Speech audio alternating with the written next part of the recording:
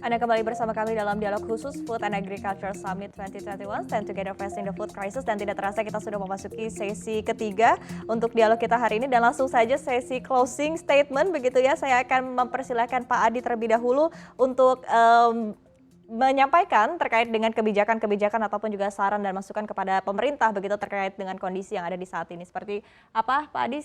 Persilakan.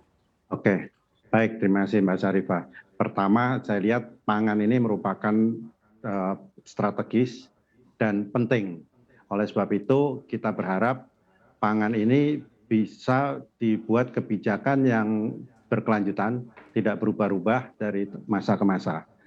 Dan yang kedua, tentunya kita berharap pangan ini ada dirijen yang kuat untuk mengatur dari hulu ke hilir, sehingga tidak tadi yang saya katakan tidak berubah-ubah kebijakannya, tidak berubah-ubah sistemnya. Kita ingin membangun ini berkelanjutan. Dan yang ketiga tentunya kita harus membangun ekosistem pangan baik hulu, hilir, baik pangan konsumsi langsung maupun industri pangan yang tahan, resilience, affordable, dan tentunya berdaya saing untuk pasar global. Ini yang harus kita lakukan bersama sehingga sinkronisasi, kolaborasi, dan harmonisasi dari hulu ke hilir ini menjadi satu kesatuan dan kita akan kuat baik untuk pemenuhan industri bahan baku industri maupun untuk konsumsi langsung.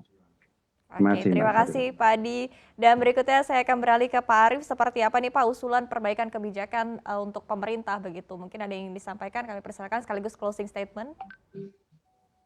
Baik, marketnya ada di Indonesia, 270 juta. Ya, dengan segala kerendahan hati dan semangat NKRI, kita ada HUT ke-76 sebentar lagi. Saya mengajak seluruh pihak pindahkan bisnisnya ke Indonesia.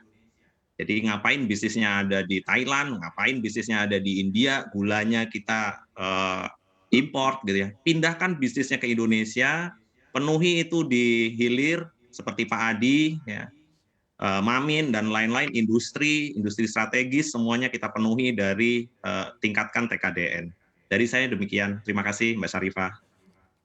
Siap, ini singkat tapi kena ya Pak ya, tingkatkan TKDN ya Pak ya. Oke, dan berikutnya ke Ibu Afi. Kami persilakan Ibu sekaligus closing statement dan juga masukan untuk pemerintah.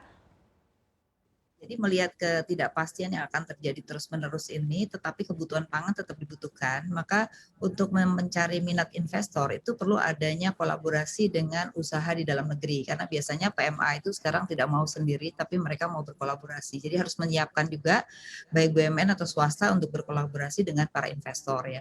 Nah yang kedua adalah sebenarnya kalau kita lihat di dalam roadmap industri itu harus dipilih, walaupun pangan, tapi tetap harus beberapa sektor saja, jadi tidak semua, karena supaya fokus pemerintah pada insentif dan juga tentang subsidi terhadap pembiayaan itu menjadi kata kunci penting ya, karena pertanian tanpa subsidi nggak akan mungkin bisa jalan, khususnya di sektor hulu ya.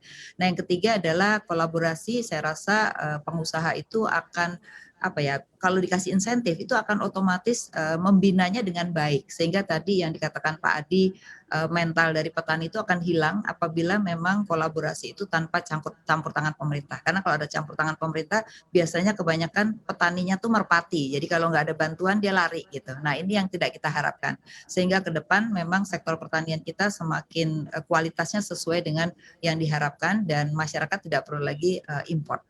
Demikian, terima kasih. Oke, terima kasih Bu Afi. Dan terakhir Pak Oke, tadi sudah ada masukan-masukan langsung dari para pelaku usaha dan juga ekonom. Seperti apa tanggapan Anda Pak? Baik, yang pertama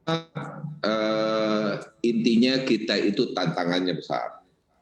Kita terdiri sebagai negara kepulauan dengan 17.500 pulau. Itu sesuatu tantangan yang besar. Bukan hanya dengan adanya 17.500 pulau, maka kita itu disparitas dalam mengatur disparitas harga, ketersediaan stok itu tantangannya tinggi. Saat ini yang kebanyakan inti yang pertama adalah kolaborasi tadi, kolaborasi dalam jangka pendek, jangka menengah, dan jangka panjang. Ya, walaupun terkesan saat ini seperti pemadam kebakaran, karena itu memang sangat kondisional. Kolaborasi untuk darahnya ekonomi perbankan, pemerintah sebagai regulator, pelaku usaha pemanfaat itu penting karena memang kondisi Indonesia yang tantangannya tinggi.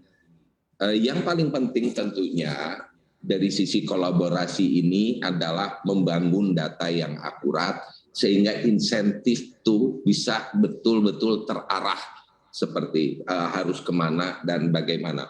Saat ini itu hanya pakai perasaan, datanya itu sering kurang akurat akibat tantangan-tantangan yang ini.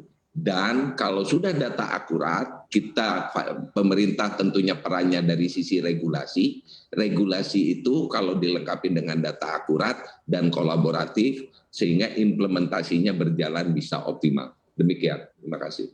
Siap, terima kasih Pak Oke, dan kita harapkan ya bahwa memang ada perbaikan-perbaikan yang memang perlu dilakukan, ini juga bisa segera terlaksana dan tentunya agar bisa mewujudkan skema kolaborasi yang akan semakin lebih baik lagi demi memajukan sektor pangan dan juga agrikultur Indonesia. Dan kami ucapkan terima kasih yang luar biasa kepada seluruh panelis kita yang sudah bergabung pada acara hari ini, kepada Bapak Oke Nurwan, Dirjen Perdagangan Dalam Negeri Kementerian Perdagangan, dan kepada Bapak Arief Prasetyo Adi, Direktur Utama PT RNI, terima kasih, dan kepada Ibu Afiliani, ekonom dari Indef. Terima kasih yang luar biasa Ibu, dan juga kepada Bapak Adi Lukman, Ketua Umum GAPMI. Terima kasih, sukses dan sehat selalu untuk Anda semua. Dan terima kasih sekali lagi kami ucapkan juga, dan jangan kemana-mana, dialog khusus Food and Agriculture Summit 2021 akan kembali usai jeda berikut ini. Tetaplah bersama kami.